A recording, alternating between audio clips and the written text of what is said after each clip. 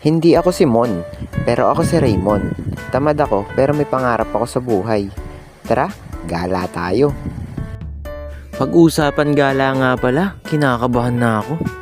Kasi automatic to lahat ng gastos. Pag oras na ng bayaran, wala akong ibang maririnig kundi Mon, Mon, Mon, Mon. Sino nga ba naman ang hindi kakabahan, di ba? O siya, sige na, minsan lang naman to. Magpapapicture nga daw pala kami dito sa photo booth. Ayan, namimili na nga sila ng costume o props na gagamitin nila sa loob ng photo booth. Marami din pala ditong choices. Meron mga hairband, sunglasses, hat, o kung ano-ano pa ang karakter. Siyempre ako nga rin hindi magpapatalo. Kaya naghanap din ako dito ng props ko. Eto, ang laki nga ng salamin na to. Ewan ko na lang kung di ko pa makita forever ko dito.